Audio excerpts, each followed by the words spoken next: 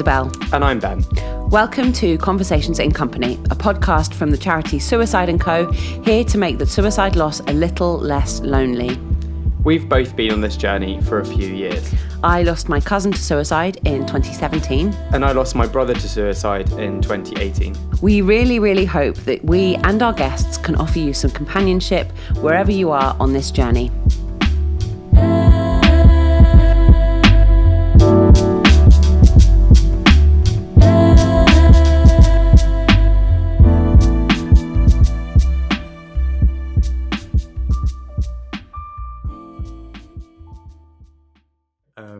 Looking forward to this one though, talking about memorialising, Yep. One that a lot of people, when we were talking about this season and this podcast, really wanted us to cover, and clearly something that means a lot to a lot of people as in terms of a topic that they want talked about.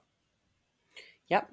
And obviously, so individual and so personal, to each family and to each person within a family and to each person within a group. So I think it's a really great one to get stuck into, isn't it? And I think even as someone that's I on reflection, because I've prepped for this, I've prepped for this this chat show we're off.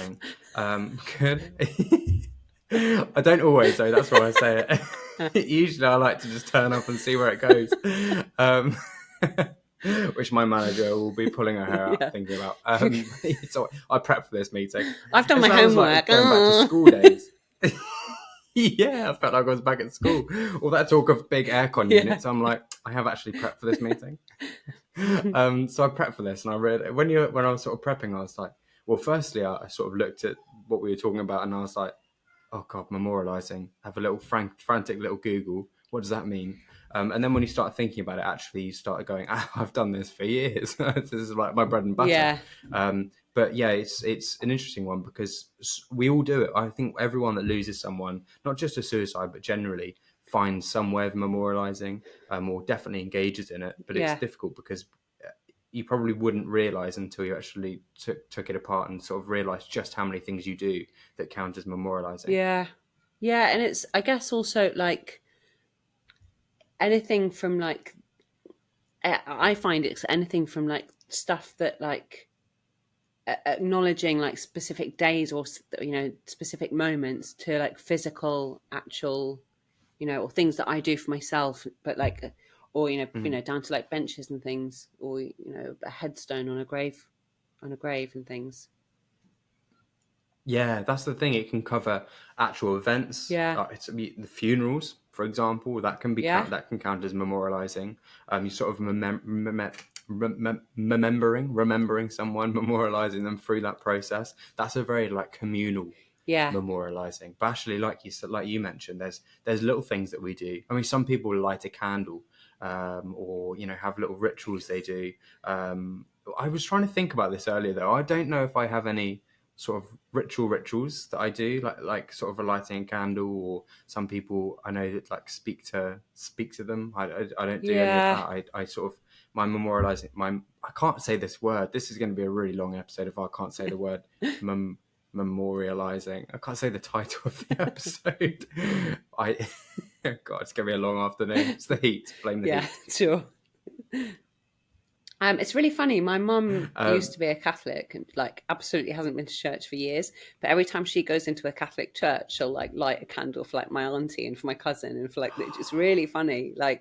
It sits so hard in her soul that she's I have to do it, and she still bows to the back of the church when she's in there. Yeah, so you just completely squashed all my prep and made me realise that I haven't actually done my homework. I do that. What? That's some ritual, isn't it? Yeah. Whenever I go into a church, you light a candle. Which, to be fair to myself, is not often. Okay. You see the candles stand, and you just go and put one up, put 10p in the thing, or however much they ask you to put in, and you light one. And it is nice because I'm not religious at all. I'm kudos to people that are. I just do not. I don't get on with that idea at all, and I just never really have. But there is something really settling in just sort of taking a moment to sit back and sort of And I guess that's a lot of what we're saying here is you're trying to make something positive. You're trying to take, it's a little bit like mindfulness, isn't it? Having that little mindful moment where you can light a candle and just step back and go, oh, let's give myself a moment to think. Oh, that's a nice thing to do to remember them. It's like taking time out of the busyness of life to just put some time aside to remember them and think about them. It's really funny because I don't get, like, I never light a candle for anyone because I don't, for me, and I did go to church when I was a kid. I've never gone in and be like, oh, I'll light a candle for this person or that person. To me, that just feels a bit like, I feel like because I've chosen not to be part of that, I'm like, I won't do that. But I have sat in a church and had a little, like, particularly not just gone into a UK church, but like if I've, say, been on holiday and then you go to a church as part of the, like, walking around a city jam. Like, I have gone into a church, had a little sit down, and then had a little moment for myself, like just to consider the universe a little bit. And I think it's just it's a funny place of like contemplation and solace, I think, in a church, which we can come to in a different episode. But like, I think there is something, if you sit down in a church and just sit in your own thoughts, no one's going to disturb you,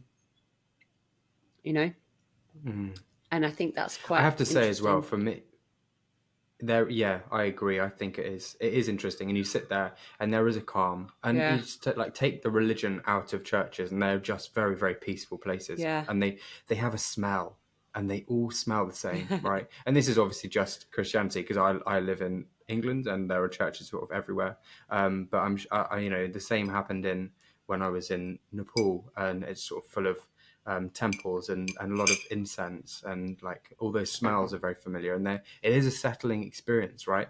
But for me, particularly with churches, when we're talking about memorializing, one of the biggest examples of memorializing I experienced when we lost Sam was the school decided to put on a memorial assembly in the local church. And so actually the smell of a church really brings me back to that moment. Smells can be quite powerful, but actually when I walk into a church, I really feel like I've just been dragged back to 17-year-old me standing there in my little suit that I managed to pull together to do this awful memorial assembly. Awful because it was so awful for me, but it was a lovely thing to be able to do. But obviously I didn't enjoy it.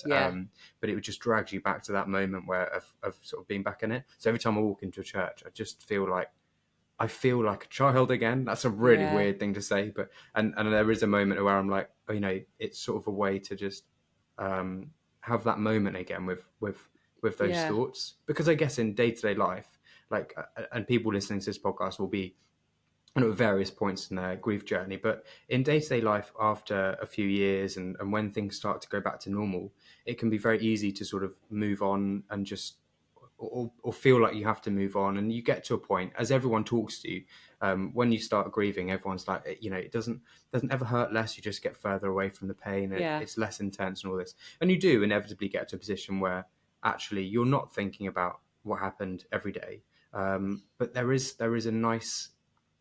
something nice and appealing about actually taking a moment when something happens to just sort of reflect. That happens with me in churches because of the smell, but also it happens with music quite a lot. Like songs will come on or pieces of music will come on, and I'll think about Sam, and I'll just let myself have that moment of like just thinking, remembering what happened, taking a moment out of the busyness of life just to sort of sit. And for me, that's what memorializing really means. It's just creating moments of calm and reflection in a busy life.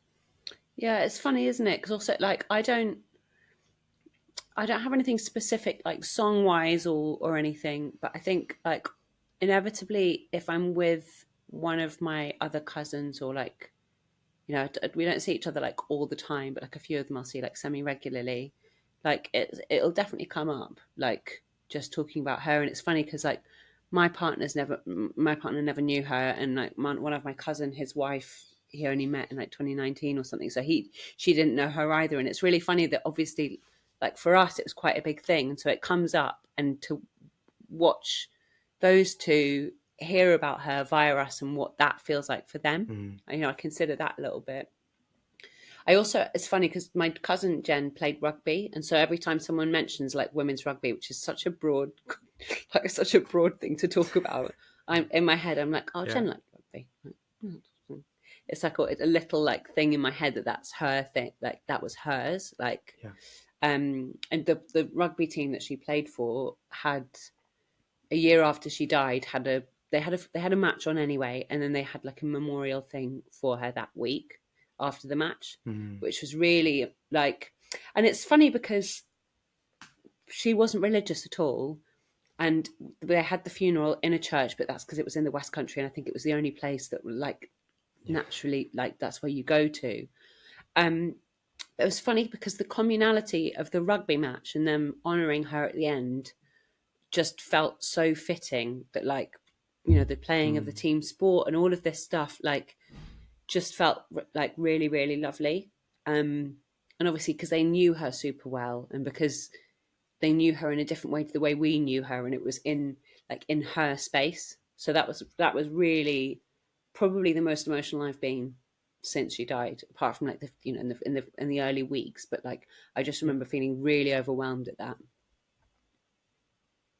Yeah, understandably. Yeah. And I guess that's a big part of memorializing. Yeah. I'm still struggling with this word, memorializing.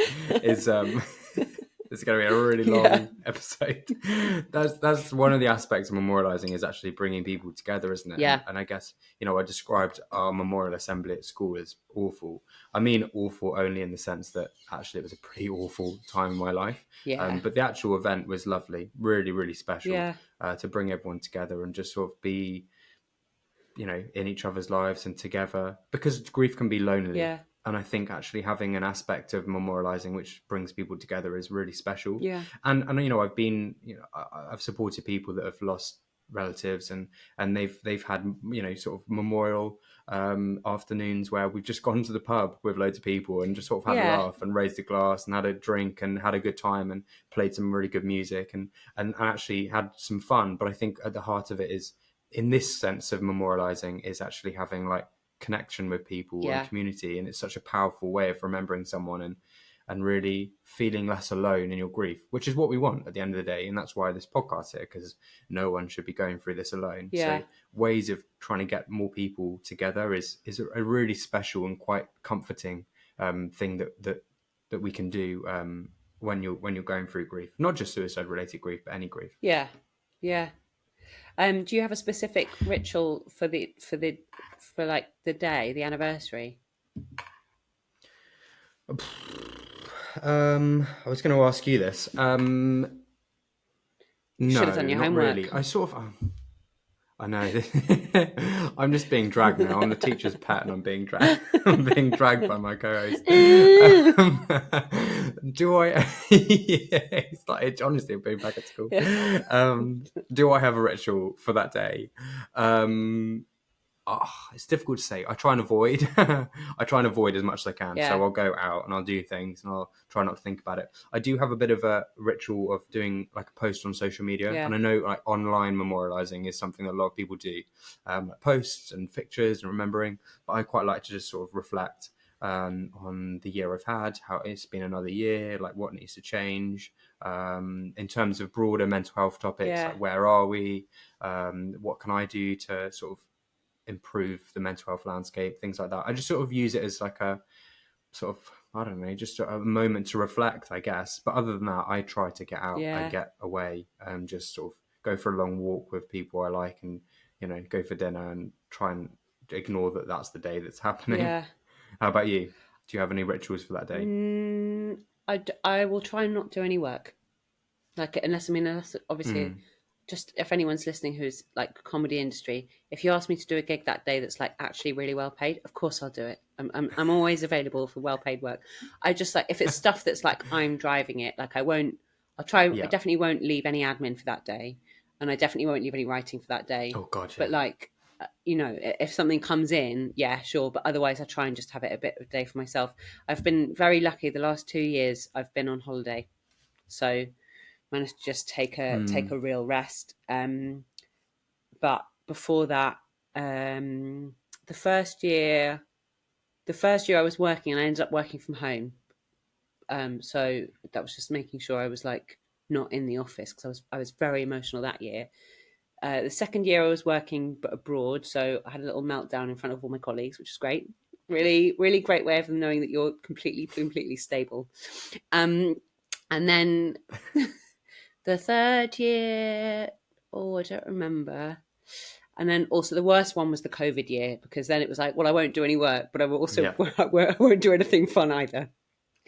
And for a while I've been like, I want to post less about it. I think because I spoke about it so much, and I did my show about it for like, maybe I started writing that in 2018, and I did it for the last time last year. And I was a bit like, I just would like to move away from being like just someone who's dealt with suicide loss. But it feels really like, if I don't acknowledge it, it feels like I'm glazing over it a bit. And I'd feel bad if I wasn't putting it out there and also just like acknowledging that huge loss. Yeah, that's a really interesting point, actually, because when we talk about memorializing, we sort of go into it with an expectation that people want to be involved in memorializing. But I know that there still is lots of things that people want to do that I really, really don't want to be involved in. Oh, really? Because actually, there's more to life than having to sit through this and go through it time and time again. And look, there's a lot of people out there that want to do stuff to remember Sam, and that's amazing. I really, really do love the fact that people still want to do stuff, and I think that's amazing. But I just have to avoid some of them, because I just think, actually, I just don't want to get involved with this today. I can't live this all the time. It's not fair on myself. And I think this is one of the points that I'd like to get to at the end of, or sort of towards the end of this episode, when we talk about actually the challenges that people face, is actually memorializing is all fun and games until there's sort of conflicts of interest, and people don't want to do certain things, or whether that's someone doesn't want to do what you want to do, or you don't want to do what they want to do. There are challenges to do with this. And I know that some people can be put into awkward situations around all of this. I know I am, when there's, charity football games to raise money in memory of Sam. And it's like, I love that that's happening, but I just can't bring myself to go and do all that again. Yeah, it's also like, this is already your job, and like like I know. Talk about it becoming your identity. Yeah. It's all I do. It's talk about this almost every day, which is exhausting in its own sense. And I think that it is exhausting, and sometimes it feels like you're not making. You have to really work to make yourself sort of measure progress in a different way, because my progress is not going to be distance from what happens, because it's part of my job. I'm dealing with it all the time, right? So you've got to sort of measure your progress in life in a slightly different way. But it can be exhausting. And memorializing in general can be exhausting, because the one thing we know about reflections and thinking about these difficult things is that it's exhausting and takes a huge amount of energy out of you. It can be tricky, and I know lots of people are in that situation where you don't want to be dragged to a memorial that you don't really want to be a part of. Is there any we sort of spoke about like sort of communal and community memorials and sort of funerals and memorial assemblies and things like that. Is there any like physical thing that you have that you consider a memorial? Do you know what? Jen's ashes are buried somewhere in Somerset, where she grew up, where she's from. And I know I think there's some kind of plaque there. It's not in a traditional graveyard. I have never been, and it feels really weird to say that, but I don't feel any huge. I think because also when she spent time with us, she spent a lot of time with us in London. She'd come up and visit and stay with my family. I think because she'd kind of grown out of where she lived, but didn't really have the money to move out or anything. And so when I saw her a lot, it was in my parents' house, like around the kitchen table. And so there's nothing there physically. Well, there is, I think, but nothing major. It's not like also a gravestone in a graveyard. I think I'd need to this is such a logistical, awful thing to say. I'd need to have someone with a car there, and I don't really drive. And so it would be like, I'd be like, oh, that's a whole day out. I'd need a car, or I'd need to drive, and that makes me anxious to see a patch of ground, which to me feels very. Yeah. I do have an ellipsis tattoo, which is because my show is called Ellipsis, because I'm sure I've said this before, because people who have attempted suicide or like tried use a semicolon to mark that moment in their life. For ages, I'd see that around after I didn't know about this before. I'd see it around and I'd be like, oh my God, I saw this girl who I know a little bit, not very well. She had one on her finger and it was underneath a ring, but she was twiddling her ring. I saw the little tattoo and I was like, and I saw it so much that I was like, oh, I think I'm going to get one of those. And then, because I was like, that's not my path, that's not my journey, that's not what I've ever been through. And then I decided that an ellipsis is like the suicide loss journey, because it's like a continued like thought or sentence or life, or also in like academic language, it's the thought that something's been removed, something's missing from a text. So I got that late 2021. And I quite like that also because it's small and it's subtle. And if someone was like, "What's that?" and if I didn't want to talk about it, I'd be like, "Oh, it's just a little ellipsis," or I can go into more depth if I want to. But so I have that. That felt quite like the best thing for me to have done. That's amazing. Yeah, and I know a lot of people find, we were talking about memorializing. A lot of people do that through tattoos. Little images or little symbols on their body. It's a nice way of sort of, and I don't know, I haven't got a tattoo. It's something I want to get down the line. I definitely do, because I just think there's something really special about having that on your body for the rest of your life. Just that symbol of, I don't want to put words in your mouth, but like that feeling of, it's almost, it's a part of you that you really embrace, and you sort of see it every day. Yeah. Is that what it is? What was the reason for getting the tattoo? Yeah, it was just to mark, I think, because but by the time my show had like been reviewed and stuff, and people were like, "Oh, this was really great," I was like, "Oh, that's what I've done to honor her memory, and that's the best thing I could have done, and the only way that for me as an artist I could have done it well." And so it was like marking. I knew I was going to do some more shows, but I was like, okay, I can now put this on my body and be like, oh, I've acknowledged that. And also because a few people had commented on that analogy of the ellipsis. And so I was like, oh, it is right. I don't need validation from reviewers. I clearly do, but but that felt quite, it was also, I guess, 2017 she died. And I remember at the beginning of 2020, so 3 years later, I remember being like, oh, I think I need to pull myself together a bit this year, because I think I'd stuck with it a bit long. And I remember that happening. And then obviously COVID happened. And so like that year, I didn't really I just felt I was still like in stasis. And then I remember at the end of 2021, I felt like I was kind of in a very different phase of my life. And so this, I guess, kind of puts it to bed a bit. It's also because it's permanent. There's a permanent marker of her, and I think also I put it on the inside of my arm so that I can choose to show someone. But there's also something quite powerful about opening out your shoulders and your arm, and like the vulnerability in that as well. So, yeah.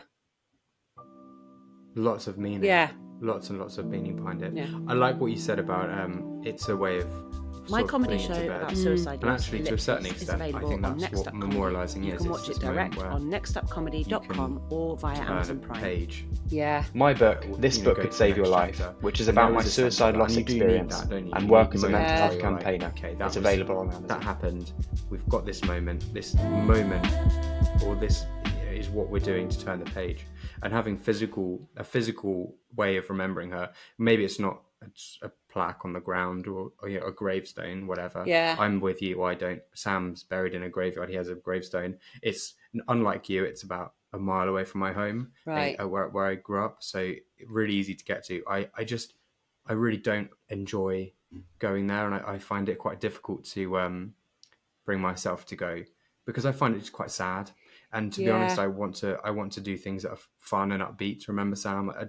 Standing in a graveyard is not a fun place to be. Like, there's no way for me of making that like a fun day out. The way I want to memorialize Sam is like by doing fun, meaningful things. I completely understand why some people might find that really reflective and nice and feel like they're close to them. For me, it's like actually the opposite. I feel like I get dragged back into, this is so sad, why did this happen, blah blah blah, when actually, you know, that I need to sort of put that to bed a little bit and go, you know, he's died. I want to make fun memories in memory of him.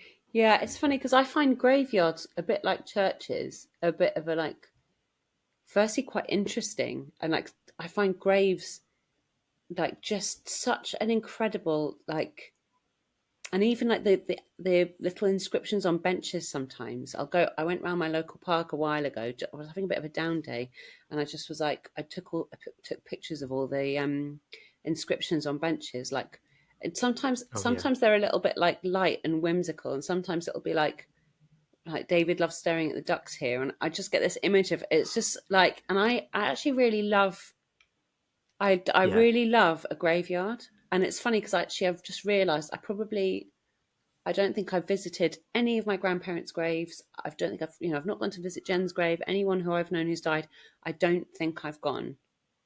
But I would go into any graveyard and be like, oh, look at this Brenda's graveyard from 1865, whatever. Like, and I'll find it really moving. I guess it's different when it's your own feelings, isn't it? I remember doing the same, like going around and sort of going, cool, that one's old, look how much algae's growing on it, or, you know, like, oh, what was that person's story? And then when it's you, it just brings this whole feeling of sort of, I don't know, it feels like you're being dragged back to that feeling of what it was like to lose someone. I just don't particularly enjoy that. I tell you what we do instead though, and my family's got a sort of history of doing this to people. That sounds like that was a terrible way of phrasing it. We haven't done anything dodgy, I promise. We love planting trees.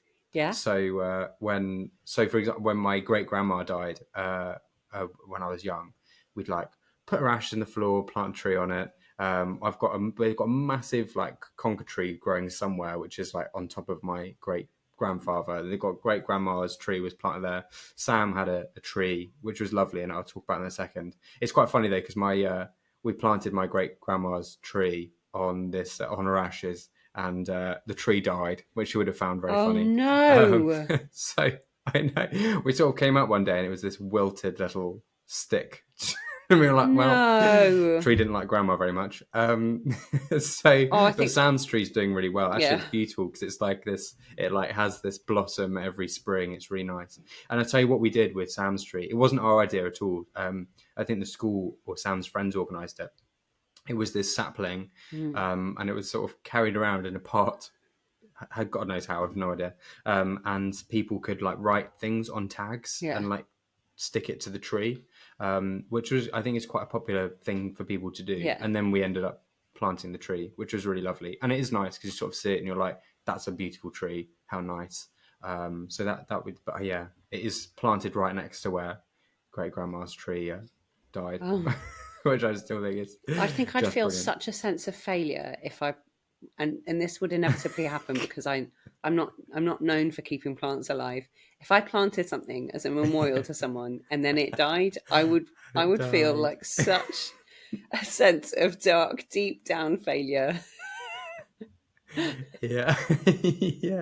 Like, it's not grandma's ashes that killed it. It's you, and I'd be like, no. Watering. Yeah. Let's make sure we're buying hardy plants if we're memorialising somewhere with a tree. Yeah. Also, get something that's frost resistant. That's the other thing. Like, did you overwater it or underwater it? Or like, did you not water it enough? I'm like, no, I watered it twice a day. And people are like, Isabelle, you only need to water it twice a week. And I'm like, how are you supposed to know these things? I know. So if we're trying to memorialise with a plant, let's make sure we get an app that tells us when to water it. Let's make sure it's hardy. Let's talk to the garden centre. Let's make sure we're getting something that's not going to die in a year's. And can you put some reminders on my phone, please?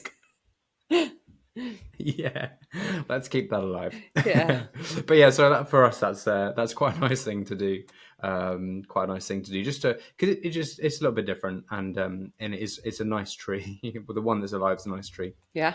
And also for me, like when I was thinking about this before the episode, because I was doing my pre-reading, my pre-work. I obviously the big one for me is charity work. Yeah. And I think we felt that as a family was just pretty instantly. We were like, we're going to set up a fundraiser in memory of Sam. That then became, I want to do a charity walk at school in memory of Sam. And that then became, we're going to set up a charity as a family in memory of Sam. And a lot of people that go through loss, particularly suicide, will feel that same sort of feeling. Let's put fundraisers together. Let's sort of do something positive, particularly around suicide, because we know that there is still a lot of work to be done to provide access to support for people. A lot of people find comfort and purpose out of sort of memorialising someone for a fundraiser or charity work.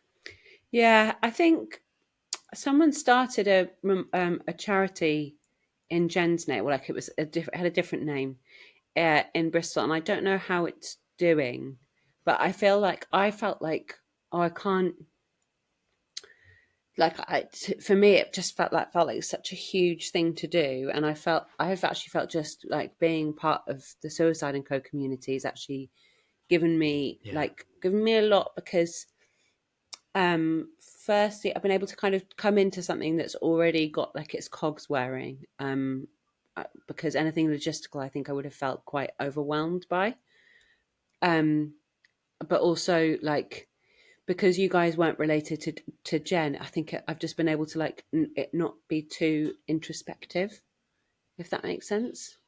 Yeah, that makes sense. I've just been able it's about being part of something. Yeah, a bigger community. And it's funny, like I've just thought, like, why am I doing this rather than helping this other charity? And firstly, it's Bristol based, and it's like it'd be much more difficult for me to like logistically get there and like devote time to it. But yeah, I think it's interesting. Yeah. Did you do any like sponsored anything? So you did a sponsored walk. Yeah. And where did? Yeah, that was really for me we just did this big walk. To be honest, I really didn't know what I was doing or why, but it felt like the right thing to do. And I guess a lot of people probably feel the same thing with memorialising and doing all this. You don't really know why you're doing it. You just sort of do it because either everyone else does it, or something just feels right about it. And it just felt like the right thing to do, get people on a walk. But I very, very consciously made the decision when we were doing the walk to make it bright and fun and have music and have like stuff going on. And we went to a festival afterwards and danced, and we all wore like bright pink tops. And it was like, I just wanted it to be fun. And that's what I was craving so much that year, was just fun. And I guess also like part of it is I was 17 years old. It was an exciting part of my life. And then suddenly this thing happened, and like everyone was really sad. And I was obviously incredibly sad, but I was like, but Sam was not, he was, yes, in the later years of his life, he was like depressed and had depression. But actually, in terms of his personality, he was cheeky, he was funny, he liked fun, he liked people. Yeah. And I was like, actually, like that's what I want this year. I want to be around people. I've got an amazing group of friends. I want to have fun with them. And we can do it by memorialising Sam and doing stuff that's right. So it just sort of felt natural, to be honest. It just felt like the thing I wanted to do, which is when when we're talking about what people can do from a memorial point of view, if people are thinking about it, like I think you've just got to really think about what you want out of it. Like, do you want somewhere that you can go for a peaceful moment, so you can sit under a tree and just think about things? Do you want to sort of remember them and how fun they were, and like really like make your life better and more fun because of them, and really use their memory to create that? Like, I just think, have a reflection on what you want to remember them by, or what you want to do that's going to allow you to remember them, and just sort of do what feels natural, I guess. Is just what's occurred to me. I think also I think it's worth remembering. I remember reading a book, and I don't remember even what it was, but like I think this person's like parent had died, and the mum had picked the song to take the coffin out at the funeral, and the narrator of the book was going like, "Oh, I can just imagine Dad saying, well, this isn't even Dean Martin. I don't remember if it was. This isn't even Dean Martin's favourite song. Why did you pick it?" And the mum would have responded, "I know it's not. It's not about your favourite song of Dean Martin's. It's about how I feel about you via Dean Martin." So I think it's worth remembering that, like, while the memorial has to honour that person, it's also your memorial. Like, You know, it also doesn't need to be like if you want to do your own thing, you don't need to canvass opinion from your family. If you want to get a tattoo and your dad says that tattoos aren't very good, you can do it. Like, you're a 36-year-old woman, do what you want. I'm joking, no.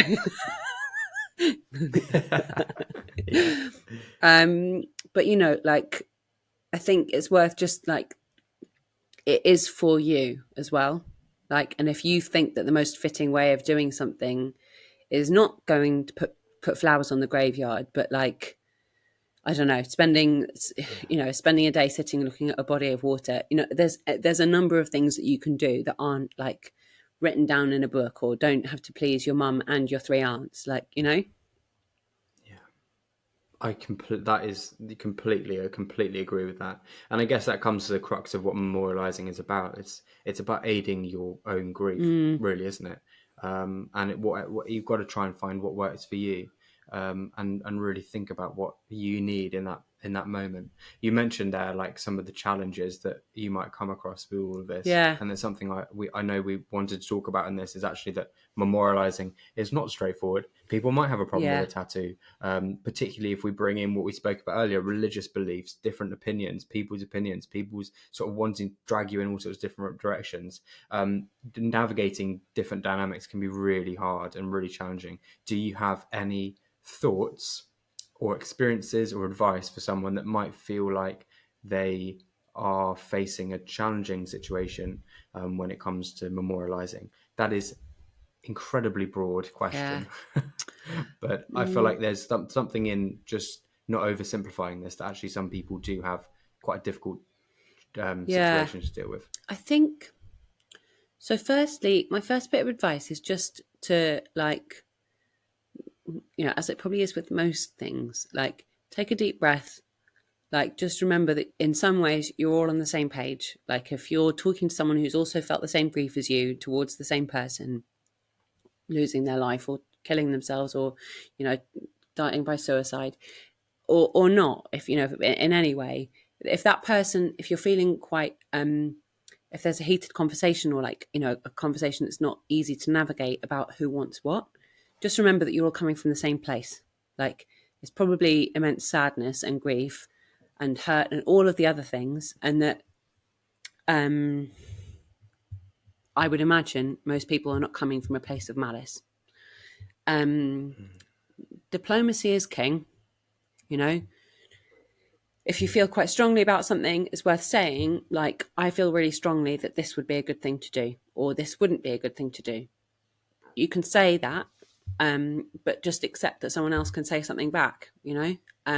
And ultimately, I think not everyone will get their way about a specific project or memorial or, you know, gravestone or anything like that. But I guess you could, you are allowed a say, you know? Yeah, definitely. And I think it's the most important part is understanding that what you said there is that a lot of people aren't reacting with malice. And I think it's true for a lot of the situations we talk about in this podcast, particularly if you're dealing with someone that's also going through the same grief. What do we know about grief is that, you know, common feelings associated with it are denial, anger, a lot of these emotions that will come across like malice in certain situations. But I think we need to give people a little bit of a break in terms of that. I think as well, and I know we've heard from people in the sort of Suicide&Co community that have really struggled with different generational attitudes towards suicide, that can be really, really challenging. People thinking that it's shameful that someone's died from suicide. People have not wanted to attend memorials, which is really, I don't know how I feel about that. I feel quite, because I feel like, because of my situation, like, I find it difficult to read that and not take it slightly personally, even though it's this hypothetical situation. I understand that people have different attitudes towards suicide, but it just feels so wrong that we shouldn't give someone who has very, very unfortunately died the the space or respect that they deserve. It doesn't matter why they die. Like, I just think that we should approach them in the same way that we would anyone else, and they've lost their life. I think that's what's happened. I struggle with people that have that attitude. I think it's that I agree, but I think if you're around, members of like the older generation or people who are a bit less open to conversations about like suicide and mental health and stuff, if you feel like that, like a part of someone's death or a part of their life before death or something is being glossed over in some kind of group tribute, I think it would, and it's difficult, like, particularly, the younger you are and the older generation you are, like, I think it's more and more difficult to get through to them and be able to, sit down and be quite forthright and direct and firm and say, actually, I think we need to do this. And it's a really grown-up conversation to have, particularly, I think, with people and older members of your family or older, colleagues or friends or whatever. But I think if you feel strongly about it, and then you'll feel better for it afterwards. And I, a really huge support to you if that's happening to you, because that's incredibly shit. Like, that's, double. It's just, an extra thing to deal with in the aftermath. Yeah. That is incredibly shit. Yeah. Unfortunately, though, it's the landscape we're in with suicide. Yeah. The historical stigmas associated with it, they're not just going to disappear overnight because we've got a generational change in attitude. They exist, right? Yeah. I remember at school, and I probably told this story on this podcast, but when we told people at school about how Sam died, certain people were told actually by their parents, actually that wasn't how he died, it was something else, because they were so ashamed of associating with suicide. And they're just like, it feels almost like we're sort of trying to break the mold when it shouldn't be like that at all. So yeah, I completely agree with you. You have a much better answer, Isabelle, to that than I did, which was basically throw my toys out the pram response. Diplomacy is the best policy, is something I need to work on, certainly. It's easier said than done, though, isn't it? Because it is frustrating when you think a certain way and you know that it's wrong to have that attitude of suicide. Like, it's so easy to go, oh, that's just completely irrational. Yeah. But what you've got to realise, and what I've got to work hard on trying to realise, is actually, for them, they have been, their entire life has been surrounded by this stigma. Yeah. This is fixed beliefs that we're dealing with. Like, people won't just unlearn that overnight. Yeah. And actually, even if they're not willing to accept how they've died, there's ways of creating memorials where we can focus on their own life, and then potentially doing something yourself. Maybe that's a social media thing. Yeah. And by the way, it's worth noting that actually Samaritans has a really good document online about how to create an online memorial safely. If you're interested in sort of creating online memorials or posting about it, it's worth having a look at that. If you just type in online memorials Samaritans, you'll get up to the website, because there are things to consider around talking about it. And I know we flagged that in our pre-work for the podcast, which of course I've done. So yeah, look, it's worth thinking about things. It's worth trying to be open to how other people might interpret things. Yeah. I'm not very good at doing that. I think it's just worth noting, like, if someone's really at the end of the day not listening to you, like, you're entitled to throw your toys out the pram. Like, definitely, if someone is sidelining your opinion, like, I think you can be direct. It's just like, I think it's just worth remembering that, like, everyone thinks in different ways. And so, pick your battle and pick the moment to be like, this is how I think we should do this, Yeah. And there are ways of memorializing, even if that situation is not going to change and they are not going to get, understand your point of view. Yeah. And even if you're outnumbered in that situation where you're just not going to be able to do what you want to do, there are other ways of achieving the same effect. And you can join charities, for example. You can join Suicide&Co, come to some of their events, go and find charity events that are going on, join like, awareness walks or whatever. And you can find a community where, it might not be that your loved one is front and center of what's going on, but it will feel very much like you're memorializing them through that combined event. And I think even if you are not going to be able to have that in-person event that you wanted, or that big community event that we talked about earlier, like there are things that go on where you can really bring your experience and your story to these and feel like you're part of a group and memorialize them through that. And that doesn't have to be public. Your family don't even need to know you were there, right? A lot of these events are private, rightly private, so you can really enjoy them and get benefit from them. I know events I've run in the past, people have turned up with pictures of their loved one, and it's been really, really lovely having them there because they've sort of gone around and spoken to other people about their loved one and shared stories. And for them, it's been really settling to be amongst a community of people with likewise experience. So there are ways around it as well. If you're in that unfortunate situations, again, just trying to find things, because I do think memorializing is a really important part of grief. And we talked about turning the page.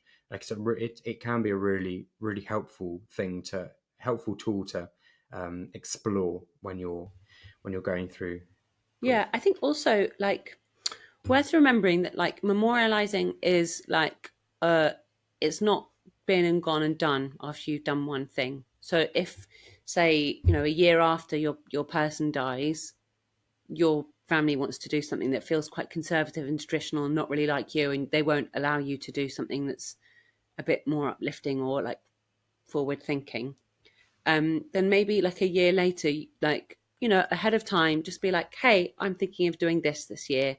This is what I'm going to do, is the other thing. Like, not even I'm thinking of, like, I'm planning on doing this year. I know we did this other thing last year, but like with a bit of time, like I'd like to carry on doing the memorial, but I think it would be good to do it like this.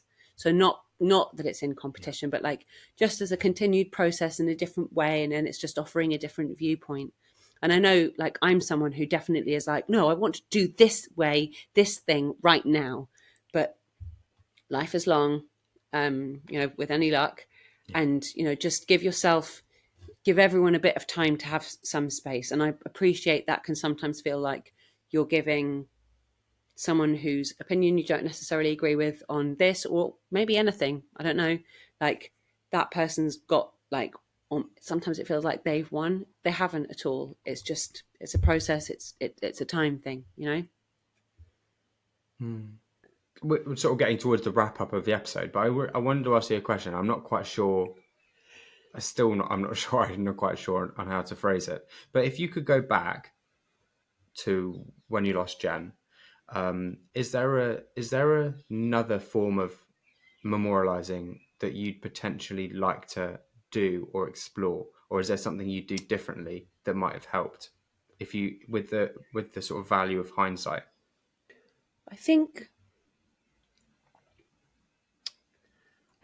I'd have learnt to take the day off earlier.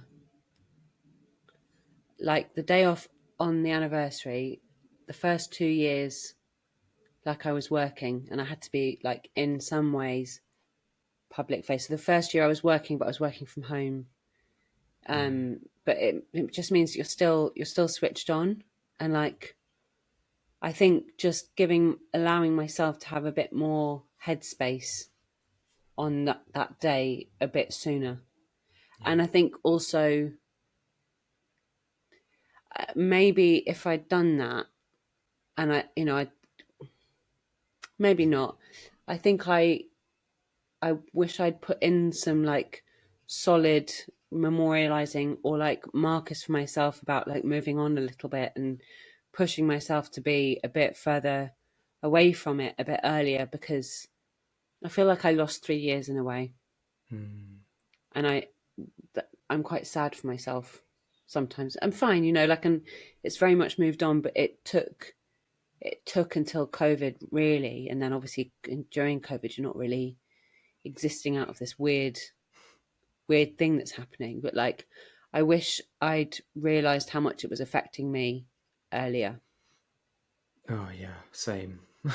I feel that. Yeah. I feel that. And I think as well, like, memorializing is great, and I loved it, but I don't think I quite knew why I was doing it. Yeah. And I think sometimes it felt like I was just trying to avoid thinking about things by doing something fun and going, oh, I must be doing okay because I'm doing this thing because of Sam and all this. I think I would have potentially gone back and done more and really thought about what he liked and sort of done more, which I still can do, to be honest. But I still tried to embrace some of the things that he liked doing. He was like really talented at art, for example. I would have loved to have explored like ways of doing stuff around that and really showcasing his talents and sort of embracing his talents and remembering his talents, which I don't think I've managed to do very much. I mean, I mentioned about music. He produced some music, which was amazing, but I've never, that's some of the other songs I hear and I'm like, oh yeah. But I just think there's something in sort of really reflecting on what he is good at and how can I create some sort of memorial to remember what he was good at and talented at. I do think as well, like the way I've memorialized is very much around his death.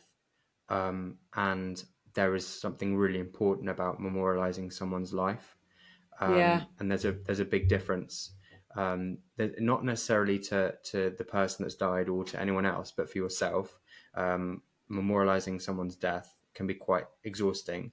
Memorializing someone's life actually can feel very uplifting.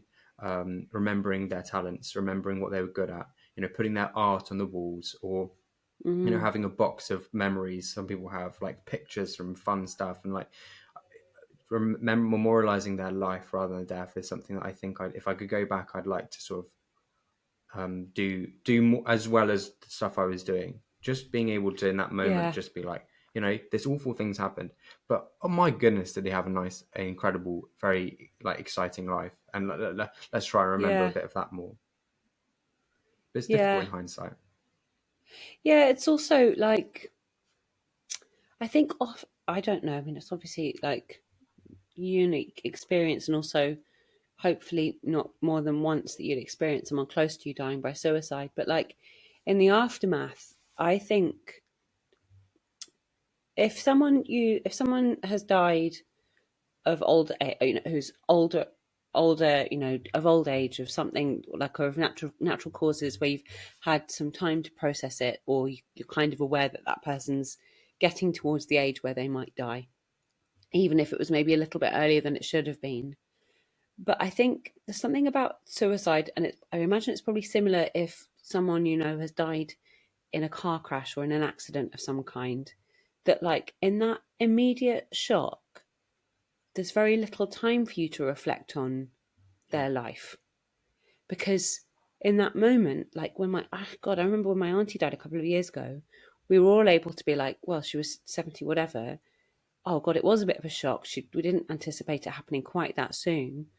But we were all able to go, oh God, this is terribly sad, but look at the life she led and like all these different things she did. Whereas with Jen, I found myself just being like, oh, this is how it happened, and it's happened too soon. And I wouldn't want to negate anyone's experience of someone dying by suicide in older age. But like, I think that it's more that the way of them dying, or the way that their life has been taken from them, which might be similar to other experiences, just feels like it taints the death a little bit.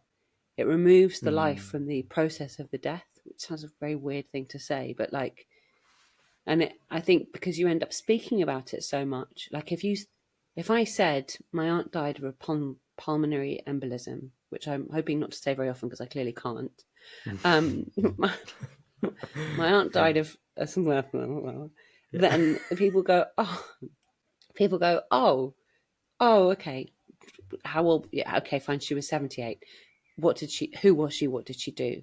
The conversation moves on very quickly from the death to tell me about her, or like, oh, was it your favourite auntie? Who? Yeah, and all of those things. Whereas with Jen, people like, my cousin died. How? And then you talk about it, and then it doesn't really move on from the suicide bit. And so it's really hard in those early days, I think, to memorialise a life in the same way.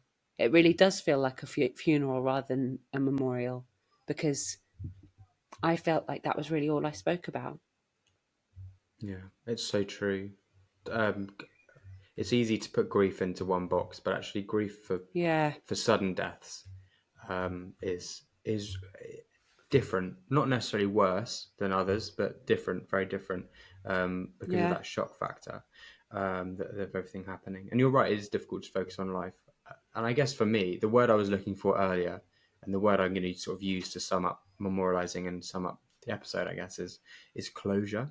And that's a word that was used a lot when I was going through it. Everyone's like, try and find some closure. Try and find some closure, Ben.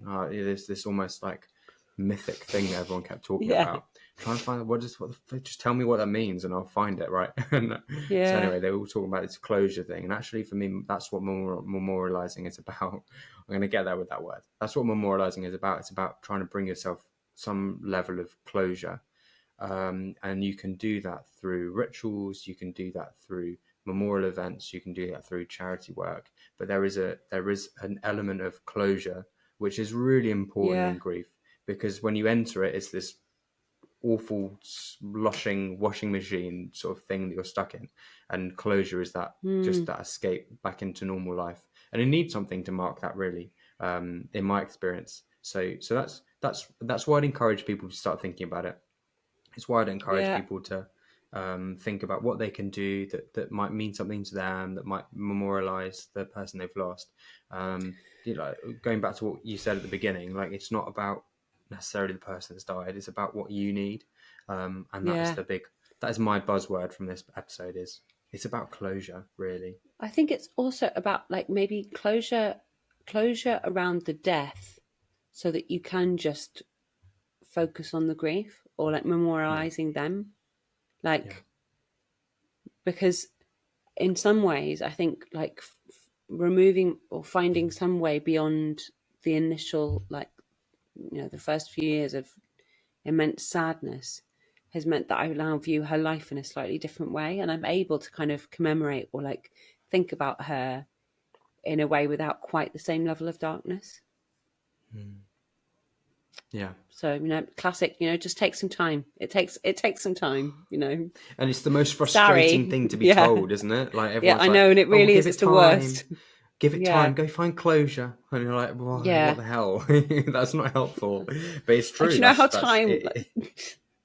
Also, time just goes so slowly. Yeah, absolutely. And we're like, literally, like, minutes feel like days at the minute. I can't cope. Yeah.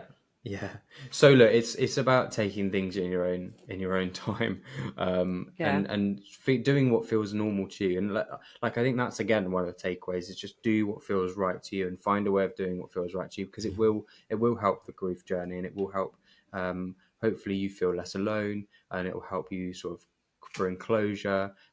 Sometimes for a lot of people, it helps them feel closest to the person that's died.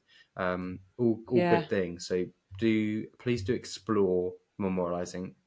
I am really struggling with that word. Explore memorializing if you can, and find a way of sort of integrating that into your grieving process. And if you don't like it, that's fine. Don't do it again. If you light a candle and you're like, well, that did F all, then absolutely you don't have to light another candle. No. It's fine. Just get on with your life. You don't have to light a candle ever again. I think it's worth trying and having those moments and trying new things. And I'm a big advocate for trying new things. I think it's a really good way of getting through situations like this, is just being open to giving it a go. But you don't like candles. I love a little cheeky candle sometimes. And that says it all, really. It's personal. There we go. That's the episode. But yeah, that's it. That's all there is to say, really, isn't it? It's personal. Yeah. It's about closure. It's about what you need, and give everything a go. Yeah, absolutely. Well, until next episode, have a lovely day, week, month. Whatever you're doing, hope everything's good. And obviously we've got loads of episodes now, so you've got lots and lots to listen to if you're really in the thick of it and just need to find an escape and find company.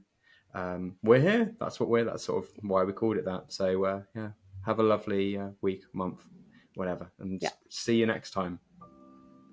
Bye. Yeah, ciao, bye. Thanks so much for listening. Conversations and Company would like to thank Acast, our wonderful guests, and all of you listeners. Thank you for your generous support. Please rate, review, and subscribe, or send a link to someone who might need it. Remember, you can go to our website to check out the various support services available through Suicide&Co. We'll be back with another episode soon.